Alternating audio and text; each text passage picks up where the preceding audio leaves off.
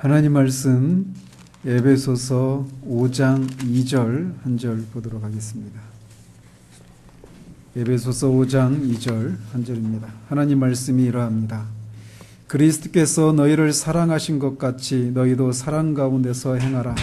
그는 우리를 위하여 자신을 버리사 향기로운 제물과 희생 제물로 하나님께 드리셨느니라.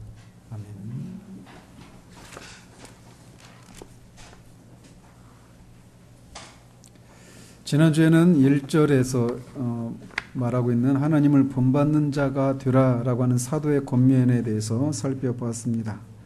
하나님을 본받는다라고 할 때 그것은 피조물들, 도덕적인 피조물들과 공유하는 그분의 성품, 공유적 속성을 담는 것을 의미한다라고 말씀드렸습니다. 그러면서 우리가 그분을 닮을 수 있는 이유나 근거는 우리가 하나님의 형상을 따라 지음을 받은 그런 존재이기 때문이고, 특별히 성령에 의해서 거듭나서 하나님의 형상을 따라 새롭게 지음을 받았기 때문이며, 또 우리가 거듭났을 뿐만 아니라 우리 안에 성령께서 계시기 때문에 그 성령의 능력을 힘입어서 우리가 하나님을 본받는 사람이 될 수 있다라고 말씀드렸습니다. 또 마지막으로 우리가 하나님의 사랑을 받는 자녀이기 때문에 하나님을 본받는 자가 될 수 있다라고 하는 사실을 말씀드렸습니다. 하나님을 본받는 자가 되라라고 하는 이 권면이야말로 우리 인간이 받을 수 있는 최고의 권면이라고 할 수 있습니다. 그 이상의 것은 존재할 수가 없습니다. 사도는 하나님의 사랑을 받는 자녀같이 하나님을 본받는 자가 되라라고 말하고 있어요. 제가 주목하고 싶은 것은 하나님의 사랑을 받는 이라고 하는 그 현재형을 사용하고 있다는 사실입니다. 사도는 하나님의 사랑을 받은 자녀같이라고 말하고 있지도 않고, 하나님의 사랑을 받을 자녀같이라고 말하고 있지 않고, 하나님의 사랑을 받는 자녀같이 하나님을 본받는 자가 되라라고 말하고 있어서, 지금 현재적으로 하나님의 사랑을 받고 있는 자녀같이 하나님을 본받으라 이렇게 말하고 있습니다. 이것은 우리를 향한 하나님의 사랑이 언제나 변함이 없다라고 하는 것을 우리에게 다시 한번 상기시켜주고 있다라고 할 수 있습니다. 여러분은 이 세상을 살면서 무엇으로 살아갑니까? 인간은 무엇으로 사는가? 이것은 오랜 세월을 인간이 자의식을 가진 존재이기 때문에 그 사람이 어떤 사람이든지 어떤 지위에 있는 사람이든지 인간의 내면 안에 있는 그런 질문이에요. 인간은 무엇으로 사는가? 그래서 톨스토이라고 하는 그 러시아의 작가는 인간은 무엇으로 사는가라고 하는 단편 소설을 썼는데, 그가 그 소설에서 내리고 있는 결론은 인간은 사랑으로 산다라고 결론을 내려요. 물론 그가 그 책 속에서 말한 사랑이라고 하는 것이 하나님의 사랑을 의미하는 게 아니라 그냥 일반적인 그런 사랑, 하나님의 사랑을 포함한 사랑으로 산다라고 말을 하고 있지만, 사람이 사랑으로 산다라고 하는 그의 이 통찰은 굉장히 뛰어난 통찰이라고 말을 할 수 있습니다. 그렇습니다. 사람은 사랑으로 삽니다. 누군가로부터 사랑을 받는 것으로 우리는 우리의 삶을 살 만한 가치가 있다라고 생각을 한다라는 것이죠. 그렇기 때문에 사람은 늘 그런 사랑을, 자기가 살 만한 가치가 있는 사람이라고 하는 것을 알게 해주고 느끼게 해주는 그런 사랑을 향한 갈망과 추구가 인간 안에 늘 있기 마련입니다.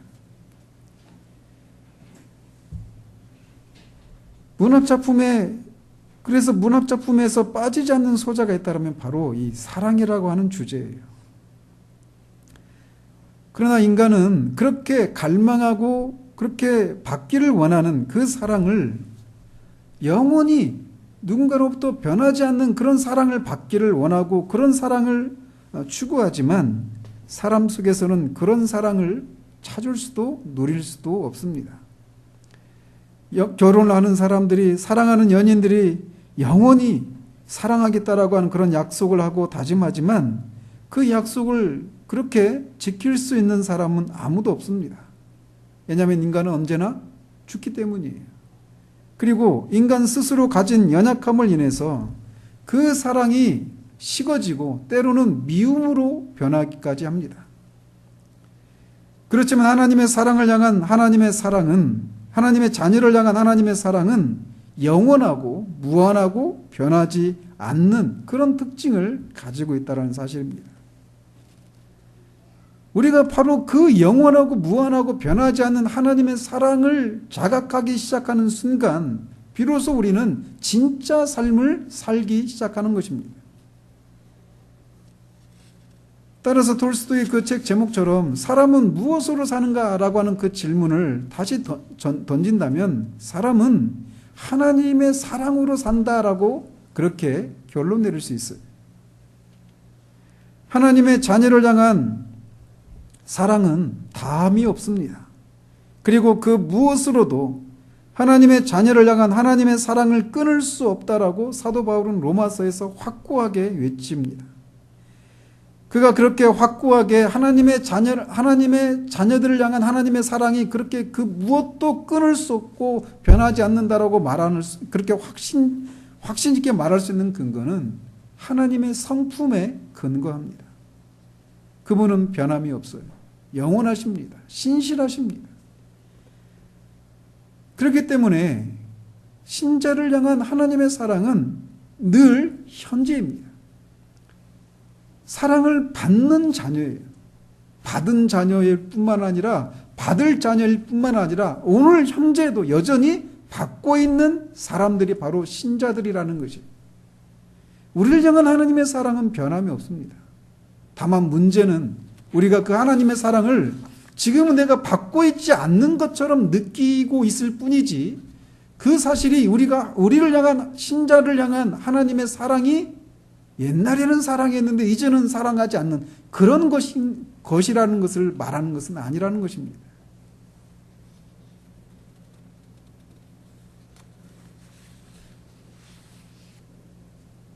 만약 그렇게 하나님의 사랑은 변함이 없고 다함이 없습니다.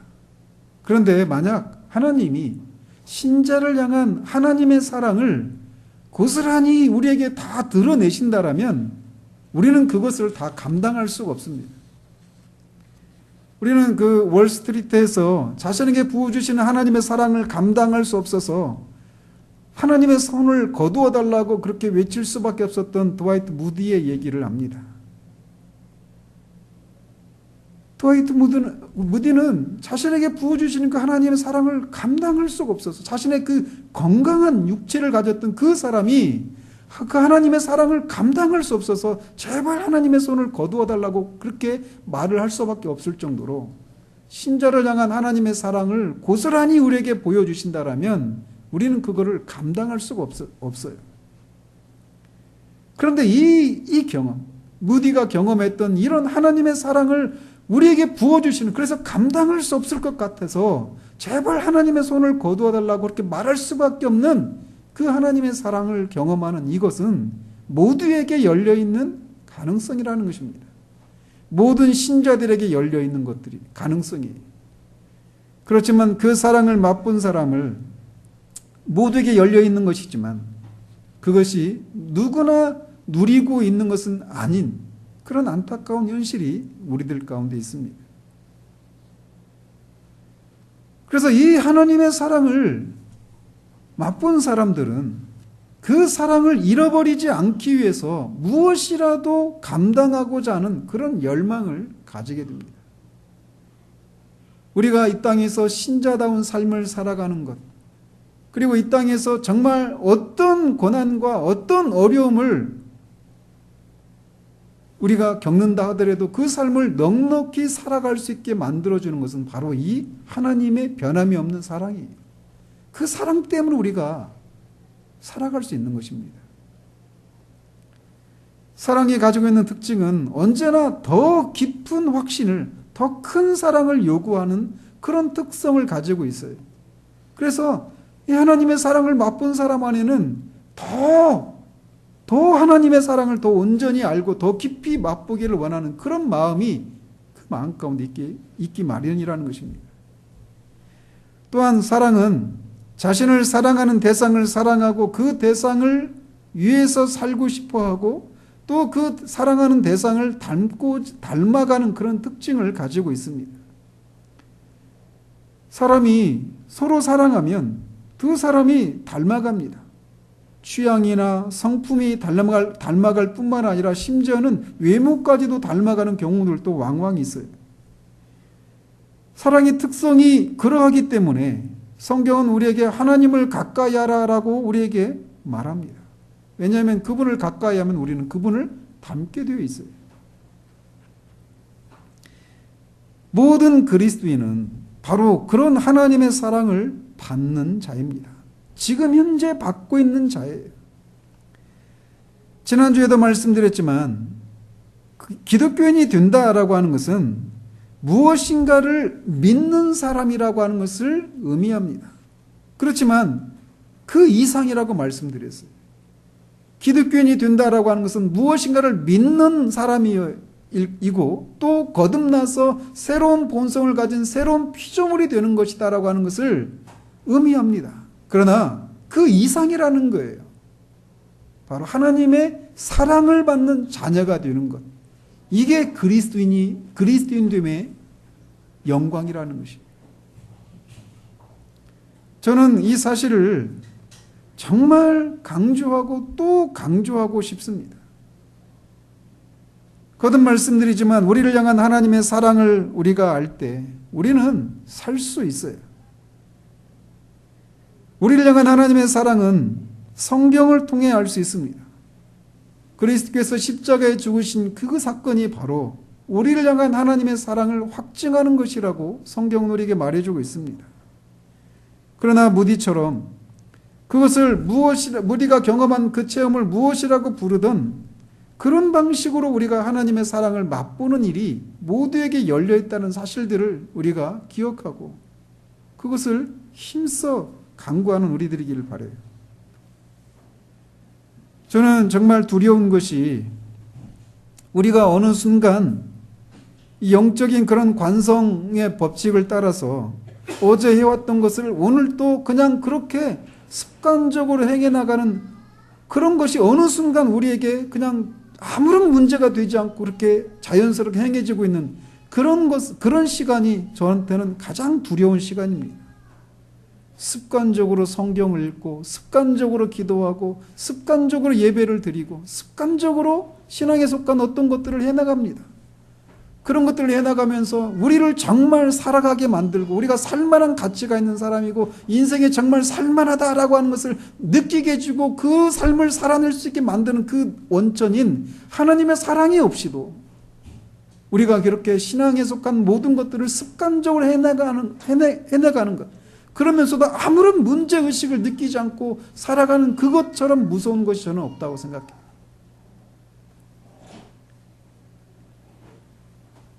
그렇게 해나가는 동안 우리 영혼 깊은 곳에서 하나님의 사랑이 예전과 같이 그렇게 느껴지지 않는 것을 인한 영혼의 고통을 가지고 있으면서도 그 고통을 느끼지 못한 채 그렇게 무감각한 채로 살아가는 그런 모습이 오늘날 저는 너무나 많은 그런 것을 너무나 많이 목격하고 있는 그런 안타까움을 느끼게 됩니다. 만약 우리가 이것, 즉 하나님의 사랑이 내가 지금 현재적으로 받고 있다라고 하는 것을 느끼지 못하는 것이 고통이라고 하는 것을 우리가 안다라면 우리는 무엇인가를 하게 됩니다. 그 사랑을 현재적으로 알기 위해서 우리는 무엇인가를 하게 돼요.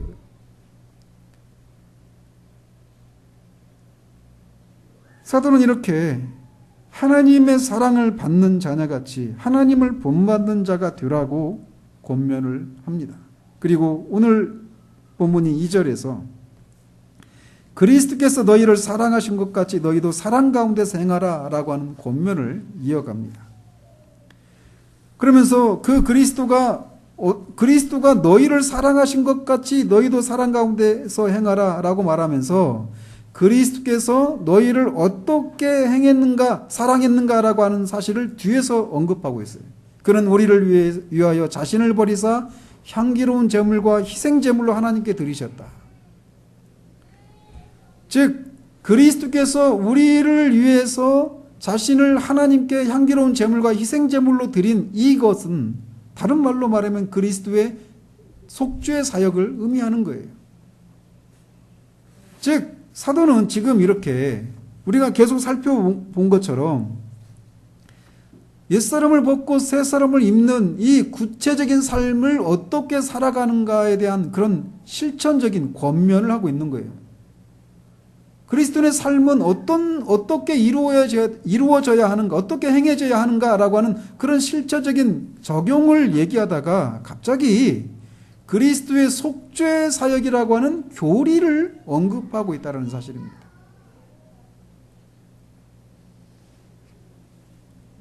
사도가 이렇게 기독교인의 그리스도인의 삶의 실천을 언급하면서 뒤에가 갑자기 또 이렇게 그리스도의 속죄 사역이라고 하는 교리를 언급하고 있는 이런 것 속에서 시사하는 바가 있다라는 거예요. 우리가 알다시피 사도의 서신을 보면 전반부는 그리스도인은 어떤 사람인가, 우리를 향해서 하나님이 어떤 일들을 해놓으셨는가에 해당되는, 그래서 어떤 이론적인 교리적인 그런 부분들을 언급한 후에 그러므로라고 시작하면서 그런 우리가 어떻게 살아야 하는가라고 하는 적용, 실천을 후반부에서 얘기하고 하는 것이 사도의 일반적인 그 편지의 진행 방식이에요. 그래서 에베소서에서도 그런 구조로 되어 있었단 말이에요. 그래서 구체적인 적용, 실천을 얘기하고 있었는데 또 갑자기 여기서 다시 그리스도의 속죄 사역을 언급하고 있어요. 교리를 언급하고 있단 말이죠. 이 사실에서 우리가 이것을 기억해야 됩니다. 무엇을 기억해야 되느냐? 기독교인으로서, 우리가 그리스도인으로서 어떤 삶을 살아가는 그 기초가 항상 이 그리스도의 속죄 사역에 기반하고 있다라고 하는 이 사실을 우리가 잊지 말아야 한다는 것입니다. 우리는 얼마나 자주 어떤 우리를 위해서 하나님이 그리스도를 통해서 어떤 일을 해놓으셨는가라고 하는 이 사실들을 잊은 채 그냥 이걸 해라, 이거 하지 말아라 라고 하는 이런 율법주의적인 그런 생각에 사로잡혀서 기독교인의 어떤 삶의 실천들을 행해 나가기가 쉬운 존재들인가를 우리가 잊지 말아야 한다는 사실이에요. 사도는 우리가 하나님의 사랑을 받는 자처럼 그렇게 하나님을 본받는 자가 되라, 또 그리스도처럼 사랑 가운데 행해라 라고 한 이런 그런 권면을 하면서 그런 삶의 실천의 기초가 무엇이냐? 우리를 위해서 그리스도께서 어떤 일을 하셨는가? 그 그리스도와 우리는 어떤 관계를 맺고 있는가라고 하는 이 사실을 잊지 말아야 할 것을 이렇게 구체적인 적용을 하는 와중에 또다시 교리를 언급하는 것을 통해서 율법주의 망령에 사로잡히지 말아야 할 것을 우리에게 다시금 상기시켜주고 있다라고 말할 수 있다는 겁니다. 이번 주부터 우리가 갈라디아서 강해를 이제 서론을 시작하면서 시작했는데 갈라디아서에서 말하고 있는 게 바로 그거예요. 율법주의. 정말 우리는 얼마나 이쪽 극단에서 저쪽 극단으로 그렇게 가기가 쉬운 존재들인지 모릅니다.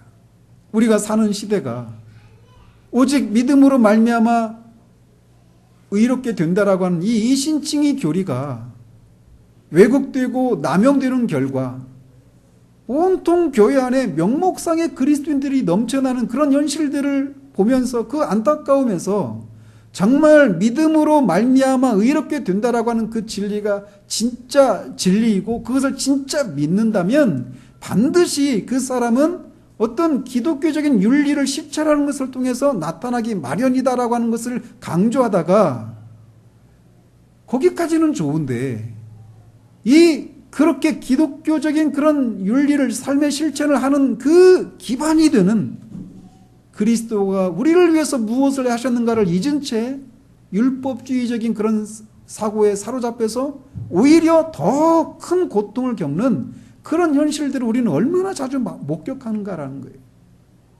갈라디아서는 그걸 우리에게 교훈해 주고 있어요. 그래서 사도는 여기에서 그것을 다시금 우리에게 상기시켜 주고 있는 거예요. 우리가 그리스도의 사랑을 받은 우리가 그리스도처럼 사랑 가운데 행하는 사람이 되고 그런 삶을 살아야 되는데, 그런 삶을 살 수 있는 기초가 무엇이냐? 그리스도께서 우리를 위해서 속죄 사역을 이루어 주셨다라고 하는 그 사실에 근거한다는 사실들을 잊지 않도록 실천을 얘기하는 와중에 교리를 다시금 언급하고 있다는 사실이에요.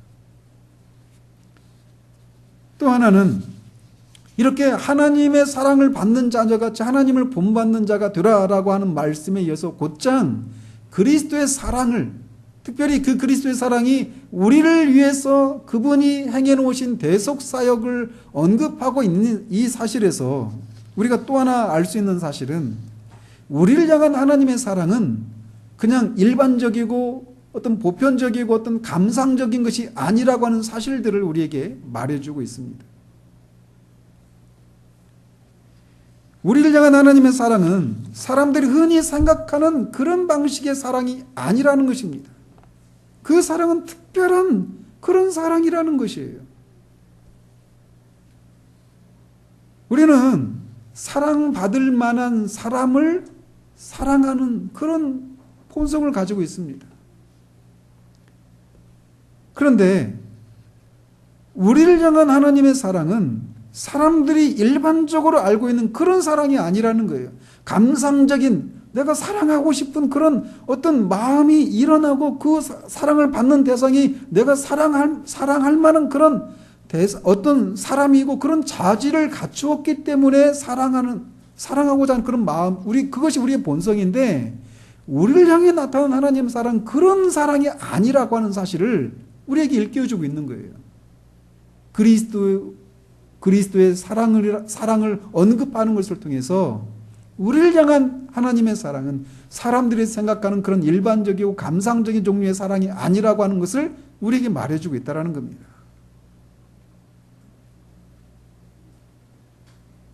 우리는 하나님이 우리를 사랑할 만한 자격이나 어떤 자질을, 어떤 조건을 갖추고 있는 사람이 전혀 아닙니다. 오히려 하나님을 미워하고 하나님을 대적했던 사람들이 바로 우리들이었어요. 그런데 바로 그런 우리들을 향한 사랑이 하나님의 사랑이라는 것입니다.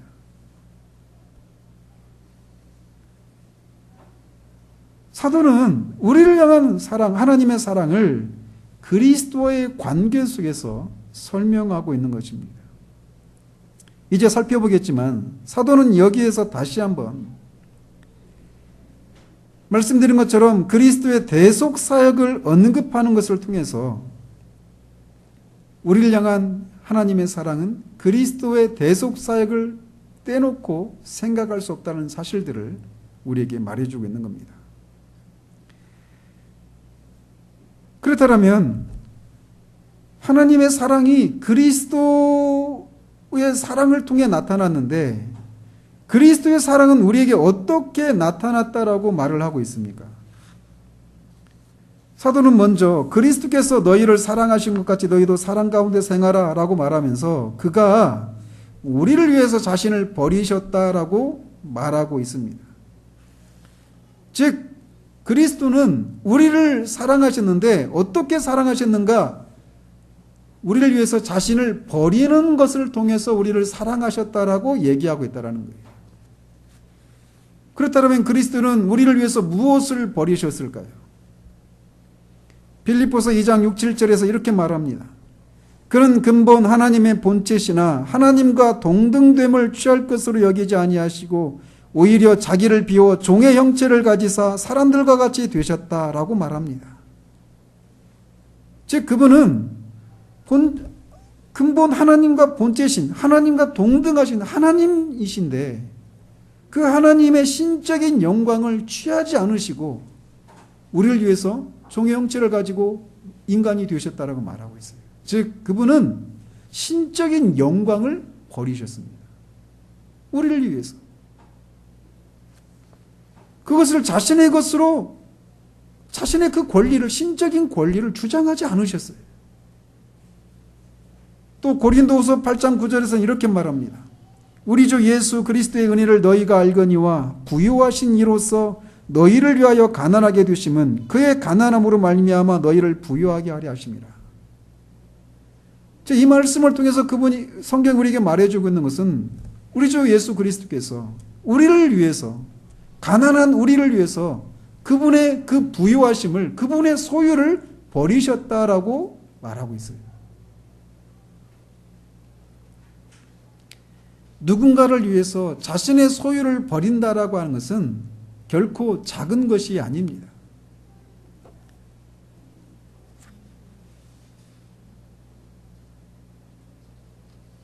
(2주) 전에 예배가 끝나고 갑자기 어떤 아저씨가 막 거침없이 들어와가지고 2만 원을 받아갔어요.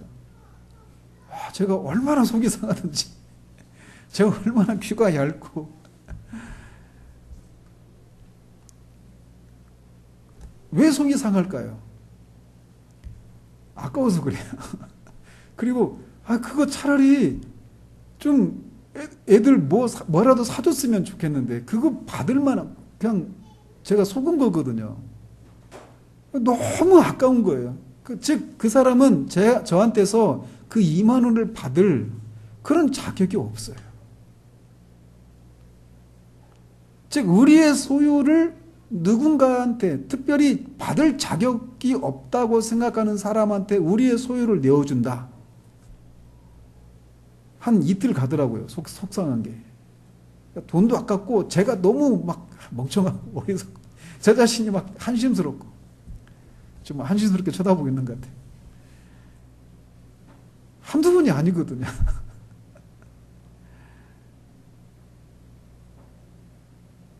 소유라고 하는 게 그런 거예요. 그런데 주님이 가난한 우리를 위해서 자신의 소유를 다 내어주셨다라고 성경은 말하고 있어요. 그러니까 우리를 향한 그리스도의 사랑은 우리가 일반적으로 생각하는 종류의 사랑이 아닌 거예요. 그분은 이렇게 자신이 가진 원래 가지고 계신 신적인 영광과 그분의 모든 소유를 우리를 위해서 내어주셨을 뿐만 아니라 사도는 여기에서 자기 자신을 내어주셨다라고 얘기하고 있어요. 자기 자신. 소유물을 내어주는 것, 이것도 결코 작은 게 아니에요. 그래서 부자 청년이 자신의 소유를 다 팔아서 가난한 사람을 나눠주고 나를 따르라고 할 때 재물이 너무 많아서 근심하고 근심하며 돌아가잖아요. 작은 일이 아니에요. 누군가를 위해서 우리의 소유를 내어주는 것, 우리의 시간을 내어주는 것, 작은 일이 아니죠. 근데 주님이 우리에게 내어주신 것은 그분이 가지고 있는 그런 소유들 뿐만 아니라, 신적인 영광뿐만 아니라 자기 자신을 우리를 위해서 내어주셨다라고 성경이 우리에게 말해주겠다라는 거예요. 자기 자신을, 자기 목숨을, 자기 생명을 내어주시는 거예요. 이것을 지나는 사랑은 없습니다.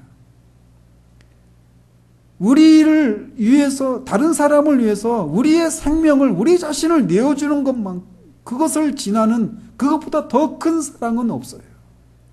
근데 주님이 바로 우리를 위해서 자기 자신을 내어주셨다라고 얘기하고 있다는 거예요. 그런데 주님이 우리를 위해서 자기 자신을, 자기 소유와 자기 자신을 그렇게 내어주셨을 때 그것을 누군가가 주님께 강요했던 것이 아니라는 사실입니다. 그것을 하지 않으면, 우리는 누군가에게 어떤 사랑을 베풀지 않으면 우리 양심이 편하지 않고, 제가 사실 그래서 그랬거든요. 그런 내가 어떤 행위를 하는 것을 통해서 누군가가 나에 대해서 어떻게 평가를 할 것인가, 이런 생각들, 양심의 어떤 송사들, 이런 것들 때문에 어떤 사랑의 행위를 하는 경우들이 있단 말이에요. 마지못해서. 근데 주님이 우리를 위해서 자기 자신을 내어주신 것은 스스로 하신 것이라고 말씀하고 계시다는 사실입니다.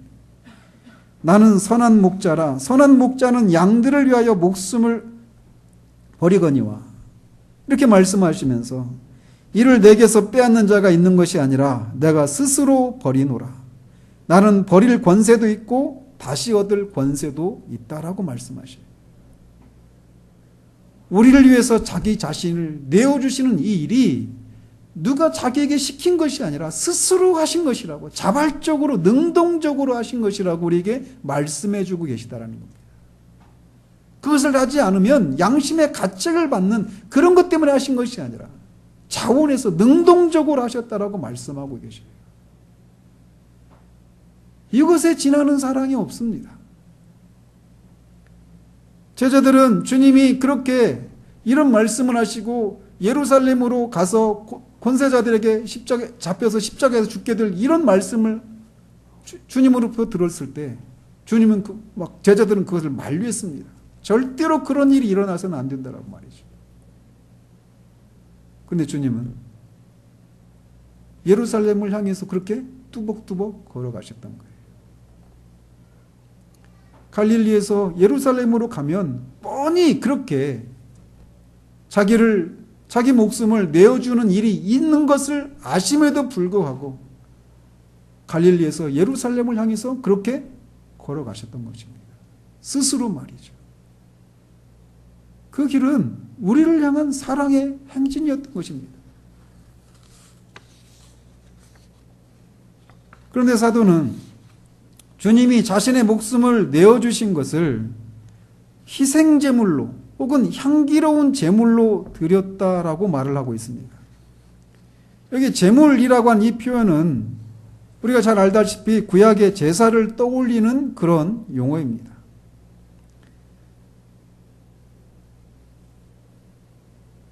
구약에서 보면 한 사람이 죄를 지으면 그 자신의 죄를 속하기 위해서 자신을 대신해서 죽게 될 한 짐승을 가져오죠.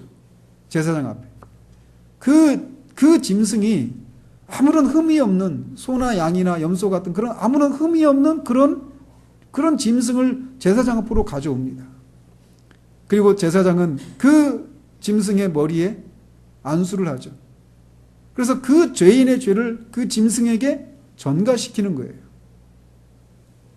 그리고 나면 그 짐승을 잡죠. 그래서 피는 그릇에 담아서 지성소에 들어갑니다. 지성소에 들어가서 그 법궤 위에 그 피를 쏟아요.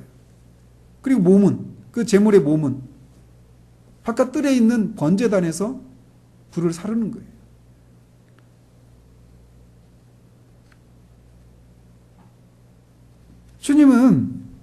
이 사도는 주님이 자신을 그렇게 내어준, 우리를 위해서 자기를 버리신 이것을 구약에서 그 희생제물로 하나님께 드린 것이다라고 그렇게 말하고 있다는 것이에요.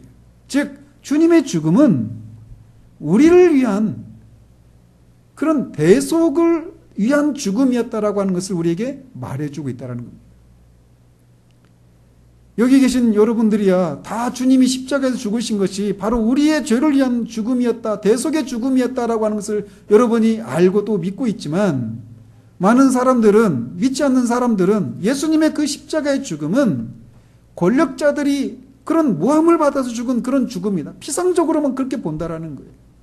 사랑이 무엇인가를 보여주기 위해서 죽은 죽음이다 라고 말합니다.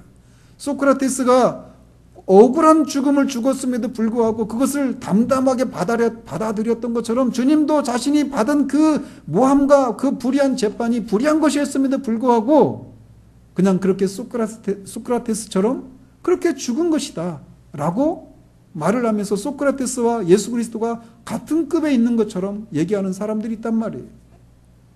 그런데 성경은 우리에게 말해줘요. 주님이 그렇게 십자가에서 죽으신 것은 구약에서 그림자로 예표적으로 말해주고 있었던 그 구약의 희생제사를 상징하는 그 희생제물이 의미하는 그런 그것을 의미하는 죽음이었다라고, 대속의 죽음이었다라고 우리에게 말해주고 있다라는 것입니다. 세례 요한이 세상 죄를 지고 가는 하나님의 어린 양이로다라고 외쳤던 것처럼 주님의 죽으심은 저와 여러분들의 죄를 대신해서 그 주님에게 죄를 옮겨지고 그 제물이 죽음으로 그 피가 지성소에 드려져서 하나님이 받으시고 그 제물이 번제로 하나님 앞에 드려져서 하나님이 그 제물을 기뻐 받으심으로 그 죄인의 죄가 사해졌다라고 하는 그 구약의 희생제사를 상징하는 그 희생제사가 가리키고 있는 그 죽음이었다라고 우리에게 말해주고 있다라는 거예요.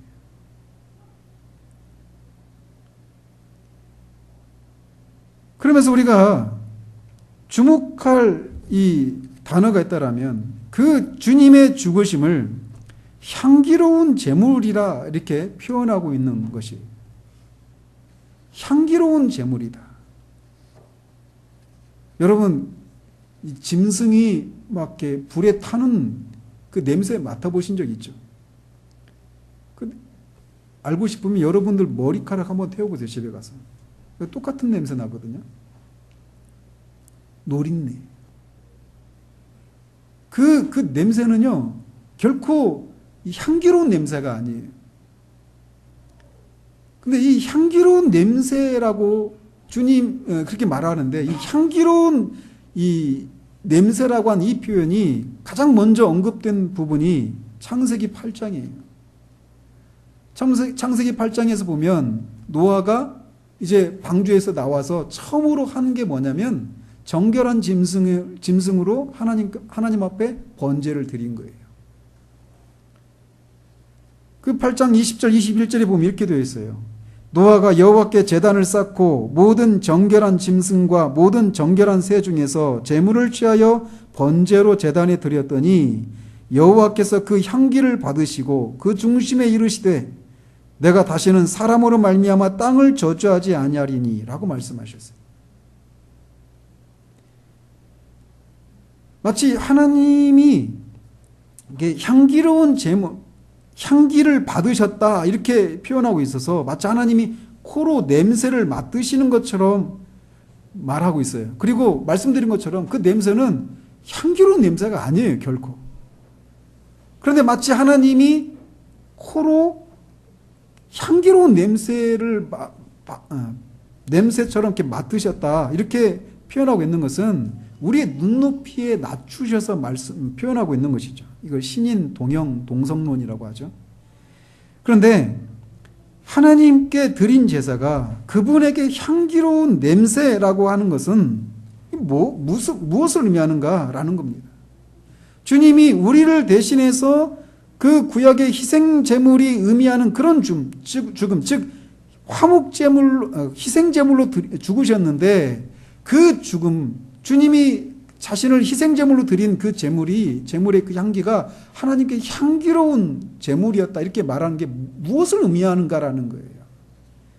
그것을 말해주는 게 바로 방금 인용해 드린 것처럼 노아가 번제로 그렇게 제물을 드렸을 때 하나님이 그 향기를 받으셨다 이렇게 말씀하시고 나서 뒤에 그 중심에 이르시되 내가 다시는 사람으로 말미암아 땅을 저주하지 아니하리라 이렇게 말씀하셨다라고 하는 사실이에요.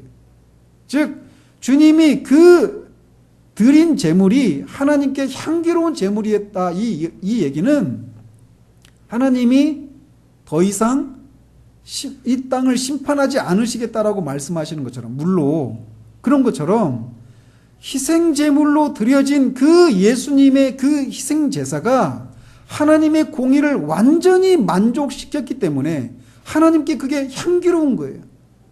그리고 그 향기로운 제물은 어떤 효과를 가져오느냐? 그 예수 그리스도가 바로 그런 죽음을 죽으셨다라고 하는 것을 믿는 자들을 하나님이 결코 심판하지 않으신다라고 하는 것을 우리에게 말해주는 거예요.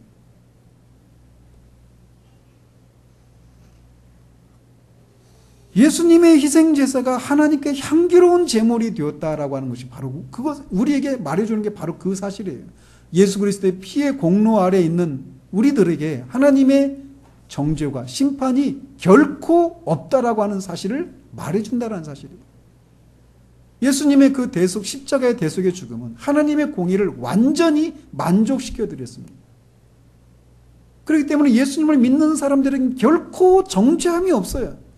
여기에 우리의 위로와 평안이 있는 거예요. 예수님의 죽으심은 하나님의 공의를 만족시키는 대속적인 죽음이었습니다. 그렇기 때문에 그 죽으심이 바로 그런 우리 자신을 위한 죽음이었다라고 하는 성경의 선포를 믿는 자들에게는 참된 위로와 평안이 자리하게 되는 거예요. 그런데 바로 그렇게 하나님의 공의를 만족시키는 향기로운 제물인 그 예수님의 그 희생 제물, 그 희생 제물로 예수님이 자신을 드린 그것이 우리를 위한 것이었다라고 얘기하고 있다는 거예요. 그리고 그것이 우리를 향한 그리스도의 사랑이라고 얘기하고 있다는 거예요. 즉 무슨 말씀을 드리고 싶은 거냐? 우리를 향한 그리스도의 사랑을 우리가 어떻게 알 수 있느냐라고 하는 것은 그리스도의 대속의 죽음을 떠나서는 알 수가 없다라고 하는 사실을 우리에게 말해주는 거예요. 그럼에도 불구하고 여전히 우리에게는 그건 내가 믿겠는데 여전히 나를 향한 그리스도의 사랑이 무엇인가를 내가 잘 못 느끼고 잘 이해하지 못하겠다라고 하는 사람들이 있을 수 있어요. 왜 그러느냐면 그렇게 우리를 위해서 자기를 버리신 그 그리스도의 사랑을 받고 있는 우리가 누구인가를 알지 못하기 때문에 그래요. 예수님이 자신을 내어 주실 정도로까지 그렇게 사랑을 받고 있는 우리는 도대체 어떤 사람들입니까? 우리는 하나님을 미워하는 사람들이었어요. 하나님을 대적하는 사람들이었습니다. 우리는 정말 비열한 사람들이었어요. 영적으로 무지한 사람들이었습니다. 하나님 앞에서 우리가 누구인가를 아는 그 지식. 아까 우리가 불렀던 그 찬양처럼 나 같은 죄인 살리신 그 은혜 놀라워. 나 같은 죄인이라고 하는 나 같은 내가 어떤 사람인가에 대한 그 지식이 온전하고 깊으면 깊을수록 우리를 향해 나타난 그리스도의 사랑이 얼마나 큰가라고 하는 것을 우리는 알 수 있게 되는 거예요.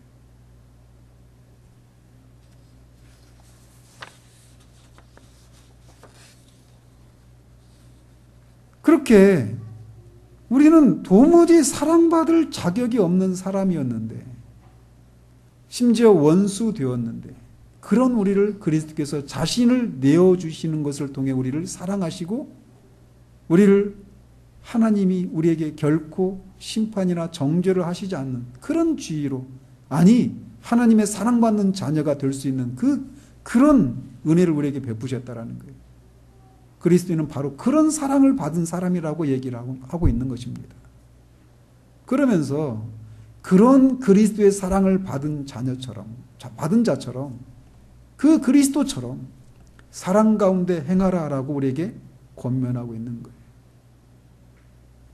사랑 가운데 행하라라고 한 이 사실을 이것이 우리에게 말해주는 것은 그리스도인이 한 사람이 얼마나 성숙하고 얼마나 온전한 사람인가라고 하는 척도가 우리의 말과 생각과 행동의 그 모든 것이 정말 하나님이 받으실 만한 것인가 아닌가라고 하는 그것을 재는 시금석 어떤 척도는 사랑이라고 하는 것을 우리에게 말해주고 있는 것입니다.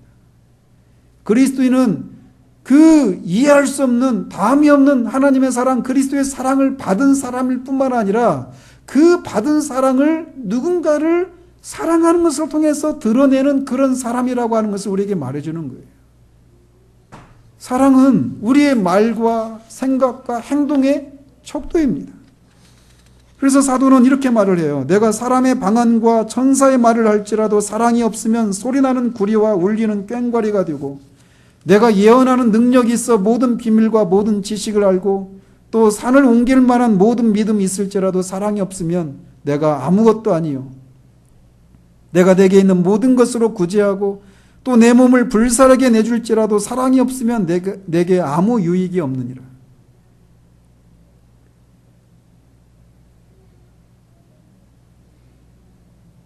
우리는 얼마나 자주 이 사랑이라고 하는 척도를 가지고, 이 시금석을 가지고 우리 자신을 또는 다른 사람을 그렇게 재지 못하고, 우리가 무엇인가를 한 것을 가지고 나도 이제 뭔가 좀 달라졌고 좀 성장했다, 성숙해졌다, 온전해졌다, 이렇게 생각하는 경향들이 많은가라는 사실이에요. 내가 이전에 얼마나 기도 생활을 열심히 했는가. 예전에는 기도 생활이 없었는데 이제는 기도 생활하는 거 좋습니다. 해야 됩니다. 근데 예전에는 성경 지식도 없었는데 이제는 성경 지식이 정말 많이 갖추어졌고, 정말 성경이 말하고 있는 것이 무엇인가를 아주 논리적으로, 조직적으로 말할 수 있고 가르칠 수 있는 그런 어떤 지식의 그런 성장이 있었다라고 하는 것, 감사할 일이죠. 그런 일이 있어야 합니다. 그러나 그 모든 것들의 뿌리에 사랑이 없다라면 아무것도 아니라는 사실이에요.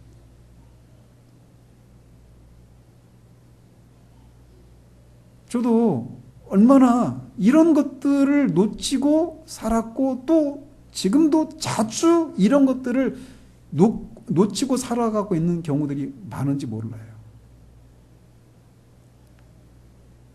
우리는 우리의 생각이나 말이나 행동에서 이렇게 전에보다 우리 안에 있는 그 사랑이 더 커졌다, 더 온전해졌다, 더 성숙했다라고 하는 그런 기준을 가지고 내가 더 성장했구나, 성숙해졌구나라고 하는 것을 생각하는 그런 습성들이 우리 가운데 있습니까? 만약 없다면 우리는 그런 것을 기준으로 삼아야 되는 거예요. 아무리 뛰어난 지식을 가지고 많은 일의 성과를 내고 열심을 낸다 하더라도 사랑 가운데 행하지 않으면 아무 소용이 없습니다. 아무것도 아니고 또 우리에게 아무 유익도 없다라고 얘기하고 있어요. 이렇게 사랑은 우리 그리스도인의 생각과 말과 행동의 척도인 것입니다.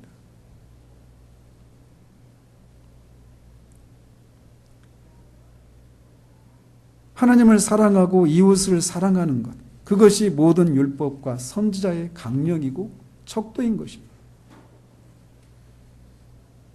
그런데 우리는 어떤 사람들을 사랑해야 하는가?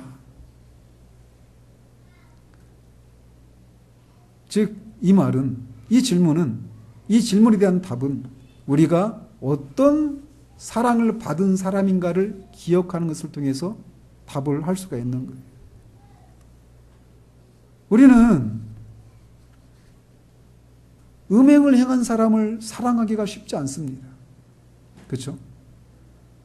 또 영적으로 무지한 사람, 그래서 막 말도 못 알아먹고 막 무정하고 그런 사람을 사랑하기가 쉽지 않아요. 또 막 삶을 완전히 그냥 개차반으로 살아가는, 엉망으로 살아가는 사람을 사랑하기가 쉽지 않습니다. 어리석은 사람을 사랑하기가 쉽지 않아요. 비열한 사람을 사랑하기 쉽지 않습니다. 우리를 미워하는 사람을 사랑하기 쉽지 않아요. 우리와 원수가 된 사람을 사랑하기 쉽지 않습니다. 그런데 우리가 하나님 앞에 다 이런 사람들이었다라는 사실. 그리스도가 우리를 위해서 자신을 내어주는 그 사랑은 바로, 그 사랑을 받은 사람들이 바로 하나님 앞에 우리가 이런 사람들이었다라는 것입니다. 이런 사람들이었던 우리가 그 사랑을 받은 우리가 이제 그리스도처럼 사랑 가운데 행하라고 얘기하고 있는 거예요. 그러니 이 권면, 그리스도처럼 사랑 가운데 행하라라고 하는 이 권면은 거듭나지 않은 사람들은, 또 그 그리스도의 그 사랑을 맛보지 못한 사람들은 거듭났다 하더라도 이 성령의 능력을 힘입지 않으면 이 삶을 살 수가 없는 거예요.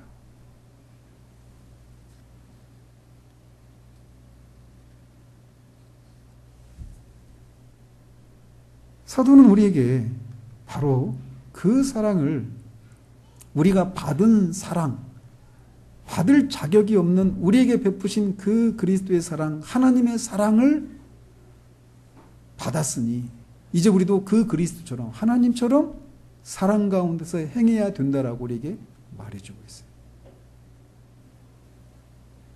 그리스도인의 행위는 이렇게 철저히 삼위일체적입니다. 하나님의 사랑, 그리스도의 사랑을 우리가 힘입어야 이 사랑 가운데 행할 수 있어요. 그게 무엇인지를 알고 말이죠. 뿐만 아니라 성령을 근심하게 하지 말아야 이 삶을 살 수 있는 것입니다. 기독교인의 삶의 실천은 이렇게 철저히 교리적이에요. 철저히 삼위일체적입니다. 우리가 아직도 이 땅에서 살아가야 될 이유가 있다면 바로 이거예요.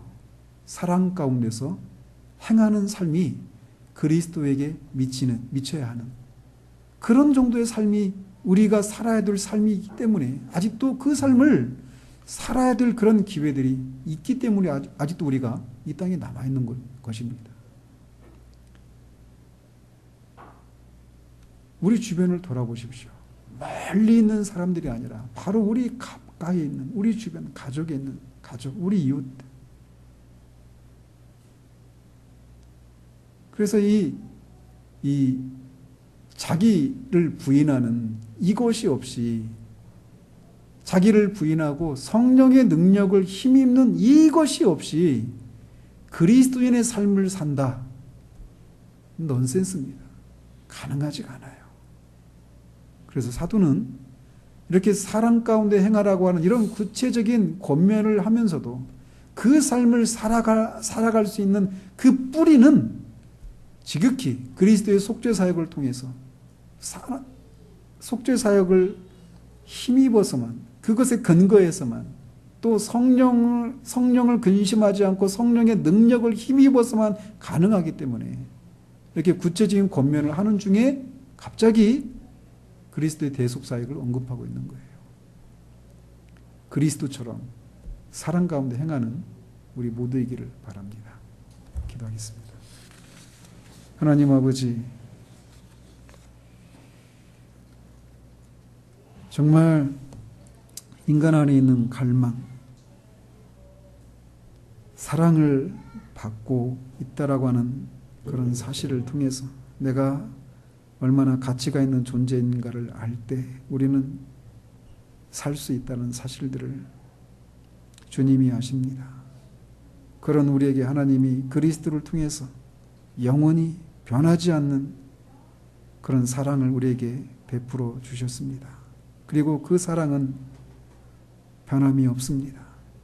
이미 그리스도께서 십자가에 죽으신 그 사건이 영원 요지부동에 이미 일어난 그런 사건이고 그 사건이 의미하는 바 사랑받을 만한 자격이 없는 그런 우리를 향한 하나님의 사랑이 그렇게 그리스도를 십자가에 내어주신 것을 통해서 또 그리스도께서 스스로 그렇게 자신을 내어주신 것을 통해서 그렇게 이미 이루어졌고 그것이 하나님께 향기로운 제물이 되었던 이 사실이 변함이 없는 것처럼 그 사실을 믿는 우리를 향한 하나님의 사랑도 변함이 없다는 사실들을 우리가 늘 기억할 수 있도록 도우시옵소서.